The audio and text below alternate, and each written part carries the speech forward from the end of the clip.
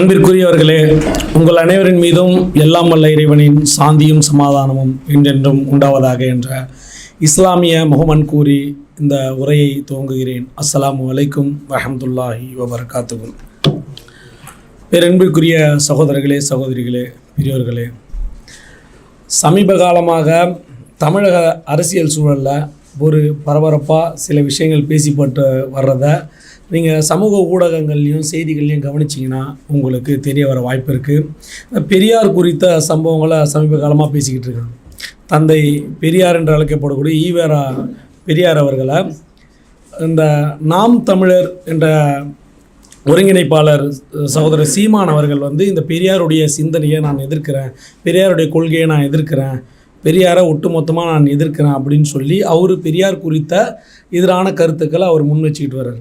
இந்த பக்கம் பார்த்திங்கன்னா பெரியாரை ஏற்கக்கூடிய இந்த திராவிட சித்தாந்தங்கள் கொண்ட பெரியார் ஏற்பாளர்கள் பெரியார் சரியாக தான் சொல்கிறாரு, பெரியார் என்னென்ன சிறந்த கருத்துக்களை போதிக்கிறாரு அப்படின்னு சொல்லிட்டு எதிர்மறையாக இது சில வாரங்களாகவே போயிட்டுருக்கு.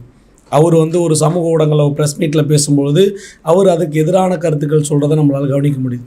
இந்த பக்கமாக நிறைய ஊடகங்களில், யூடியூப் சேனல்களில் நிறைய கற்றிருந்த நிறைய அறிஞர்கள், பல புத்தகங்களை படிக்கிறவங்க, நல்ல முற்போக்கு சிந்தனையாளர்கள் எல்லாருமே பெரியாரை குறித்து ஆதரவான கருத்துக்கள், பெரியார் என்னென்ன சீர்திருத்தங்களை செய்தார் தெரியுமா அப்படின்னு சொல்லிட்டு பட்டியலிட்டு நிறைய விவாதங்கள் கொண்டு போய் சேர்க்குற விஷயங்களை நம்மளால் பார்க்க முடியும். அது நமக்கும் ஏற்புடையதாக தான் இருக்குது. பெரியார் எந்த அளவுக்கு இந்த தமிழகத்தில் சீர்திருத்தம் உண்டு பண்ணாருன்றதை நம்ம நடைமுறையிலே நம்மளால் பார்க்க முடியுது.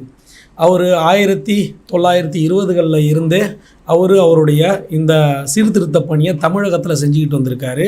அதனுடைய வெளிப்பாடு நம்ம இந்தியா முழுக்க நம்ம பார்த்தாலே தமிழகம் கொஞ்சம் தனியாகவே தெரியும். தமிழ்நாடு அந்த மக்களுடைய ஒரு முற்போக்கு சிந்தனை, ஒரு தெளிவான மனநிலை, இது எல்லாமே பெரியார் அவருடைய கிட்டத்தட்ட அவர் வாழ்ந்தது 93-94 வருடங்கள் வாழ்ந்திருக்காருன்னா அதில் 50-60 வருடங்களுக்கு மேலே இந்த சீர்திருத்த பணியை அவர் செஞ்சதை நம்மளால் கவனிக்க முடியுது. கிராமங்கள் முழுக்க, மூளை முடுக்கு குக்கிராமங்கள் எங்கெங்கேயோ கொண்டு போயிட்டு அந்த 93 வயது வரைக்கும் அவர் பயணம் செஞ்சு அந்தந்த மக்கள்கிட்ட கொண்டு போய் சேர்த்த விஷயத்த நம்மளால் கவனிக்க முடியுது. படிச்சும் இருக்கிறோம், வீடியோக்கள்லையும் நம்ம பார்க்குறோம், எல்லாமே இருக்குது. அவர் என்னென்ன கருத்துக்களை போய் சொல்கிறாருன்னா, அந்த காலகட்டத்தில் தமிழகத்தில் ரொம்ப இந்த ஆரியர்கள், இந்த பிராமண சித்தாந்தங்கள் வேரூன்றி இருந்து மக்களை அடுக்கி ஒடுக்கி அவர்கள் ஜாதியால் தாழ்த்தப்பட்டவங்க, அவங்களுக்கு தீண்டத்தகாதவங்க, இன்ன இழிப்பிரிவுகள், அவங்களுக்கு இன்னென்ன உரிமைகள் வழங்கக்கூடாதுன்னு சொல்லப்பட்ட அந்த காலகட்டத்தில் பெரியார் அவர்கள் கொண்டு போய் சேர்த்தாங்க. அவரை பின்பற்றி வந்த அறிஞர் அண்ணாவாகட்டும், கருணாநிதி ஆகட்டும், அதை மக்கள்கிட்ட இப்போலாம் கொண்டு சேர்ந்து இன்றளவும் பெரியாரிய சித்தாந்தங்கள் பேசக்கூடிய திராவிட கொள்கை சிந்தனை உள்ள மக்கள் இன்றளவும் வந்துட்டு வராங்க, பெரியாருடைய சிந்தனைகளை பேசுகிறவங்களா இருக்காங்க. ஆனால் நமக்கு என்ன கேள்வியாக எழுது அப்படின்னீங்கன்னா, பெரியார் சொல்லிட்டு போன கருத்துக்களை நீங்கள் ஒட்டுமொத்தமாக மக்கள்கிட்ட சொல்கிறீங்களா? இத்தனை விஷயங்களையும் நீங்கள் சமூக ஊடகங்களில் பேசுகிறீங்க, பெரியார் இத்தனை சிறந்த கருத்துக்களை சொல்லியிருக்கிறாரு, அதை பண்ணியிருக்காரு, அதை பண்ணியிருக்காரு, எல்லாமே சொல்கிறோம், ஏற்புடையதான் இல்லைன்னு சொல்லலை. பெரியார் மொத்தமாக இந்த சமூக விடுதலைக்கு, நீங்கள் பாதிக்கப்பட்ட அந்த விடுதலைக்கு இதுதான் தீர்வு அப்படின்னு கொண்டு கொடுத்ததை நீங்கள் மக்கள்கிட்ட மறைக்கிறீங்க, இருட்டடிப்பு செய்கிறீங்களா? இல்லை நீங்கள் படிக்கலையா? மற்ற விஷயங்களை படிக்கிற நீங்கள் இதை தவற விடுறீங்களா?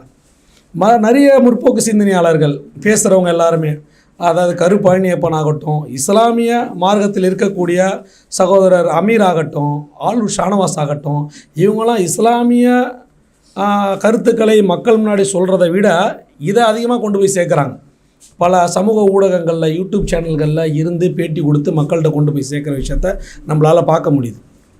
இதை சொல்கிற நீங்கள் பெரியார் கூடுதலாக சொன்ன விஷயத்தையும் நீங்கள் பார்க்கலாமா இல்லையா? பெரியார் இப்போ இந்த நூற்றாண்டில் வந்த ஒரு மனிதர், 20ஆம் நூற்றாண்டுக்கு முன்னாடி 19ஆம் நூற்றாண்டில் வாழ்ந்த ஒரு மனிதர், இப்போ தான் சமீப காலகட்டத்தில் ஒரு 40-50 வருடங்களுக்கு முன்னாடி நம்முடைய காலகட்டத்தில் வாழ்ந்துட்டு போன மனிதர் பெரியார். இவரே இவ்வளவு பாதிக்கப்பட்ட மக்கள் இருக்கும்போது இவ்வளோ சீர்திருத்தம் செஞ்சு மக்களை வழிநடத்தி கொண்டு ஒரு பெரிய புரட்சி செஞ்சுருக்காருன்னு சொல்கிற மக்கள், இவர் சொன்ன கருத்துக்களை விட லட்சோபலட்சம் மேலான கருத்துக்களை 1400 வருடங்களுக்கு முன்னாடியே முகம்மது நபி என்ற ஒரு மனிதர், படிப்பே இல்லாதவர், அவர் மக்களை சீர்திருத்தம் பண்ணி இன்றளவும் அதை நடைமுறைப்படுத்தி வந்திருக்கிறத பார்க்க முடியுது நம்மளால். இப்பயும் அப்படி இருக்கிறாங்க, செஞ்சுட்டு வராங்க, எல்லாமே செய்கிறாங்களே. இதை பெரியார் மக்கள் முன்னாடி வச்சு சொன்னார். இதையே நீங்கள் கவனிக்க தவறிட்டீங்க, மக்கள் முன்னாடியா சேர்க்க தவறிட்டீங்க. பெரியார் இதை சேர்க்க சொன்னாரா இல்லையா? அவர் 1923 பிரச்சாரத்தில் அந்த டைம்லேயே அவர் 1879 பிறந்திருக்கார். கிட்டத்தட்ட 1923 அதிகமாக பிரச்சாரம் செஞ்சு தன்னுடைய 93 வருடம் வரலாம் பிரச்சாரம் பண்ணிட்டு வர்றார். கிட்டத்தட்ட 40-50 வருடங்களுக்கு மேலே அவர் பிரச்சாரம் செஞ்சு எல்லா மூலை முடுக்கலையும் உங்களுக்கான தீர்வு என்ன, இதுதான் தீர்வு அப்படின்னு கொண்டு வந்து மக்கள் முன்னாடி சேர்த்ததை நீங்கள் மறைக்கிறீங்க. ஒரு பெரியாரை பின்பற்றக்கூடியவர்கள்னா அவர் சொன்னதை அப்படியே செய்யணுமா இல்லையா? ஒரு கிறிஸ்துவன் அப்படின்னு சொல்கிறோம் அப்படின்னீங்கன்னா, கிறிஸ்து சொன்னதை கேட்டு பின்பற்றுகிறவன் கிறிஸ்துவன். ஒரு இஸ்லாமியன், ஒரு முஸ்லீம் அப்படின்னா இஸ்லாம் சொல்லக்கூடிய கொள்கைகளை பின்பற்றி கட்டுப்படுறவன் அவன் முஸ்லீம். அப்போ பெரியார் சிந்தனையை உங்களுக்கு சொல்கிறாருன்னா, பெரியார் சொன்ன கருத்துக்களை நீங்கள் ஏற்று அதன்படி வழி நடந்து வந்து அதை மக்கள் முன்னாடி சொல்கிறவங்க தானே ஒரு ரியல் பெரியாரிஸ்ட் அப்படின்னு நம்ம சொல்ல முடியும் இல்லையா?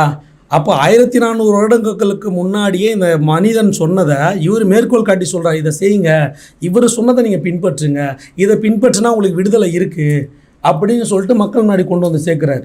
இவங்க சொல்கிறாங்க பெரியார் என்ன சொல்கிறார், பெண் விடுதலையை பற்றி பெரியார் சொல்லியிருக்கிறார், யாரும் சொல்லலை. முகமது நபிகள் நாயகம் அவங்க சொல்லலையா? அவங்க சொல்லாததை விடவா நீங்கள் மேலோங்கி சொல்லிட்டீங்க?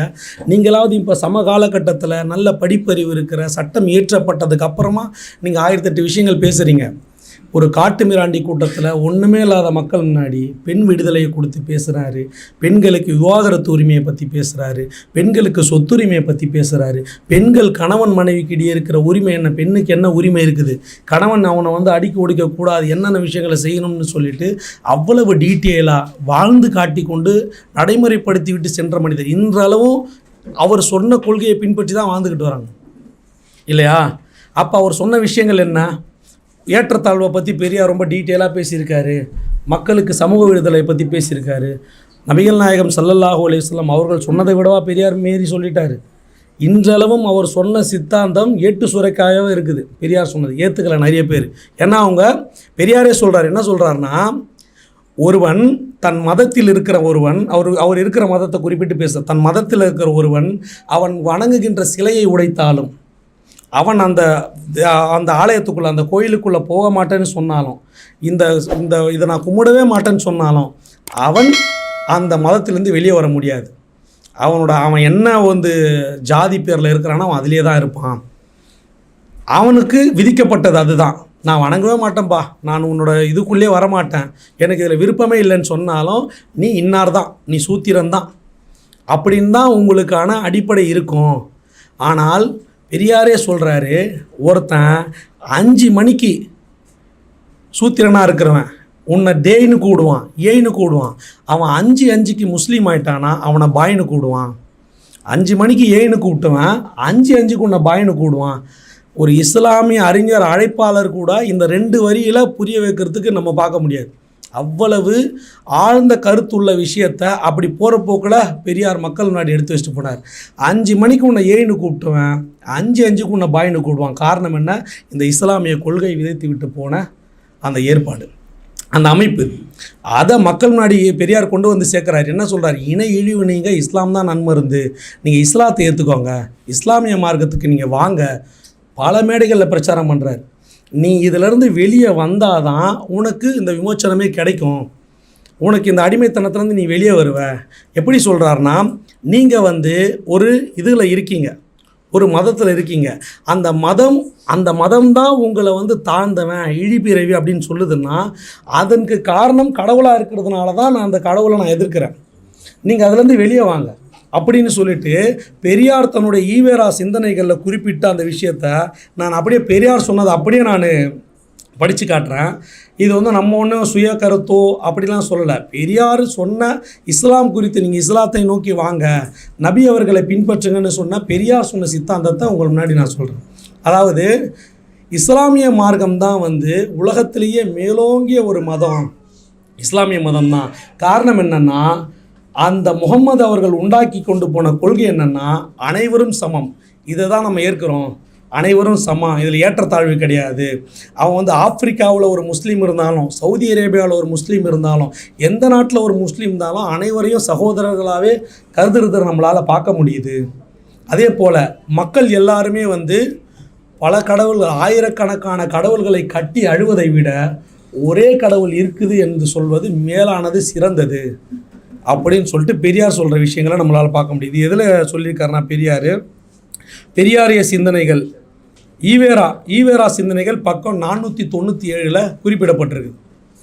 சரிங்களா?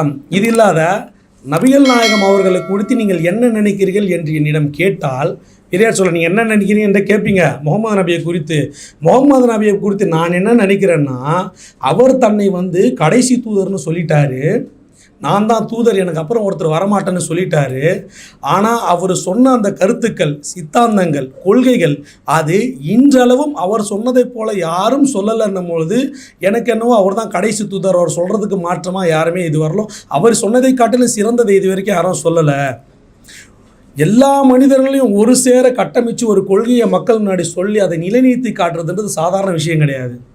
கொள்கை மூலியமாகவும், நீதியின் மூலியமாகவும், சகோதரத்துவத்தின் மூலியமாகவும் பலதரப்பட்ட மக்கள் பல கருத்துக்கள் கொண்டு, இப்போ நான் ஒரு கருத்தை சொல்கிறேன்னா அதுக்கு எதிர்கருத்து கண்டிப்பாக இருக்கும்.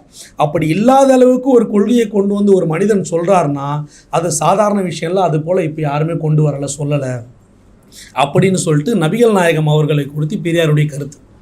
இது மட்டும் இல்லாமல் அவர் சொல்கிறாரு, ஒரு மனிதன், நான் முகம்மதை வந்து ஒரு அமானுஷ சக்தி இருப்பதாகவோ, அவர் வந்து ஒரு சூப்பர்மேனாகவும் நான் கருதலை, ஒரு மனிதனுக்கு அப்பாற்பட்டவராகவும் நான் கருத, அவரை ஒரு சிறந்த மனிதராகவும் அதற்கு மேற்பட்டவராகவும் தான் நான் கருதுகிறேன். அவர் கொண்டு வந்த அந்த கொள்கையை அவர் இன்றளவும் நடைமுறைப்படுத்தி காட்டிவிட்டு போயிருக்கிறார். அவர் சொன்ன எல்லா கொள்கைகளும், சித்தாந்தங்களும் மக்களுக்கு ஏற்புடையதாகவே இருக்கிறது. ஈவேரா சிந்தனைகளில் பெரியார் அவர்கள் குறிப்பிட்டது. அப்போ இந்த அளவுக்கு மக்களை நீங்கள் இந்த முகம்மதிய மார்க்கத்துக்கு போங்க, இதுதான் உங்களுக்கு சரியான ஒரு வழிகாட்டியாக இருக்கும், இதில் நீங்கள் போனீங்கன்னா நீங்கள் சிறந்த முறையில் வழிநடத்தப்படுவீங்க அப்படின்னு சொல்லி கொண்டுட்டு போன விஷயத்தை நீங்கள் ஏன் சொல்ல மறைக்கிறீங்க? அதுதான் நம்மளுடைய பிரதானமான கேள்வியாக இருக்குது. அவங்க தான் மறைக்கிறாங்க, நமக்கு தெரியுமே. அவர்கள் என்ன சொல்கிறாங்கன்னா, ஒரு பெரியாரிய சிந்தனையை பின்பற்றக்கூடியவன் நான் சொல்லுவேன். ஏன்னா பெரியார் சொன்னார், நீ இந்துவாக இருந்தீங்கன்னா நீ இழிபிரிவின்னு சொல்லுவானுங்க, உன்னை உள்ளே சேர்க்க மாட்டானுங்க, உனக்கு கொடுக்க வேண்டிய உரிமைகளை கொடுக்க மாட்டானுங்க, நீ இஸ்லாமிய முகமதிய மதத்துக்கு மாறு, உனக்கு கிடைக்கக்கூடிய எல்லா வித சகல உரிமைகளையும் கிடைக்கும்னு பெரியார் சொன்னதை கேட்ட நான் தானே பெரியாரிஸ்ட்டு. நான் ஏற்றுக்கிட்டேன், அவர் சொன்ன மாதிரி எனக்கு சகல உரிமைகளும் கிடைக்கிது, எனக்கு வழிபாட்டில் எந்தவித பின்னடைவும் இல்லை, நான் சுதந்திரமாக செயல்படுறேன். அப்போ நான் அன்புவாக இருந்த நான் ஆஷிக்காக மாறி என்ன இஸ்லாமிய மார்க்கத்துக்குள்ளே நான் நுழைச்சிக்கிட்டேன். அப்போ அவர் சொன்னது எனக்கு சரியாகத்தான் படுது. முகமதுடைய மார்க்கம் எனக்கு இன்றளவும் சுதந்திரத்தை தருது, எனக்கு எல்லா விதமான சகல உரிமைகளையும் கொடுக்குது, என்னை சார்ந்தவர்களுக்கு நான் எந்த விதத்துலையும் அடக்குமுறைக்கும் ஒடுக்குமுறைக்கும் உள்ளவலை. அதாவது பிறவி முஸ்லீமாக இருக்கிறவங்க, நீ பின்னாடி வந்துட்ட, நீ தான் லாஸ்ட், எனக்கு பின்னாடி தான் யாரும் சொல்ல முடியாது. என்ன, எனக்கு வழிபாட்டு உரிமையை கொடுத்துருக்குது, நான் தொழ தெரிஞ்சேன்னா நான் மக்களுக்கு தொழ வைப்பேன். எனக்கு எத்தனையோ பெரிய பெரிய முஸ்லீம் அறிஞர்களாக இருந்தாலும், பரம்பரையாக முஸ்லீம்களாக இருந்தாலும், நான் முதல் வரிசையில் நின்று இமாமத் என்ற அந்த தலைமைத்துவத்தை இங்கே நான் தொழ வைக்கிறேன்னா எனக்கு பின்னாடி நின்று தொழுவாங்க, என் கட்டளைக்கு கீழ்ப்படிவாங்க. அந்த உரிமையை நபிகள் நாயகம் அவர்கள் கொடுத்துருக்க நான் என்ன கவலைப்படணும்? அப்போ நீங்கள் இதை மக்கள்கிட்ட கொண்டு போய் சேர்க்கணுமா இல்லையா? கருப்பழனியப்பன் போன்றவர்கள், அமீர் போன்றவர்கள், பல ஜீவ சகாப்தம் அப்படின்ற எத்தனையோ அறிஞர்கள்லாம் வந்து மக்கள் முன்னாடி கொண்டு போய் இந்த திராவிட சித்தாந்தத்தை பேசக்கூடியலாம் இதை கொண்டு போய் சேருங்க, மக்கள் அதிலேருந்து மீட்டு கொண்டு வாங்க. அதையே மறைக்கிறீங்க. அப்போ நீங்கள் பெரியார் சொன்ன சித்தாந்தத்தை பின்பற்றுவர்களாக இல்லை. அப்போது முஸ்லீம்களான நம்ம இந்த உணர்வை நம்ம புரிஞ்சு நம்ம அந்த சுதந்திர காற்றை சுவாசிக்கிறோம்ல, நம்ம மக்கள்கிட்ட கொண்டு போய் சேர்க்கணும். ஆமாங்க, நான் ஏற்றுக்கிட்டேன், நான் உணர்ந்துக்கிட்டேன், நான் இதை செய்கிறேன் அப்படின்னு சொல்லிட்டு மக்கள் முன்னாடி கொண்டு போய் சேருங்க. இந்த திருமறை குரானை பெரியார் அவர்கள் சொல்கிறாங்க, இது இணை இழிவு. நீங்கள் இந்த திருமறை குரான் நன்மருந்து, இந்த இஸ்லாம் தான் நன்மருந்து. நீங்கள் மக்களுக்கு இந்த திருமறை குரானை கொண்டு போய் சேருங்க. பெரியார் சொன்னதை மக்கள்கிட்ட கொண்டு போய் சேருங்க. இந்த விஷயத்தை கொண்டு போய் சேருங்க. பெரியார் தன்னுடைய கைப்பட எழுதின, பெரியார் மக்கள் முன்னாடி எடுத்து சொன்ன அந்த விஷயங்களை மக்கள் முன்னாடி கொண்டு போய் சேர்த்து, இவர் பெரிய சீர்திருத்தவாதி அதெல்லாம் சொல்கிறீங்க, இவர் என்னை விட முன்னோடி சீர்திருத்தவாதியாக நபிகள் நாயகம் அவர் இருக்கார், அவரை பின்பற்றுங்கப்பா, உங்களுக்கு தெளிவான நேர்வழி கிடைக்கும் அப்படின்னு சொன்னதை மக்கள் முன்னாடி கொண்டு போய் சேர்த்து மக்கள் அனைவரையும் நேர்வழி பெற்று சுதந்திர காற்றை சுவாசிக்க செய்யுமாறு கேட்டுக்கொள்கிறேன். அஸ்ஸலாமு அலைக்கும் வரஹ்மத்துல்லாஹி வபரகாத்துஹு.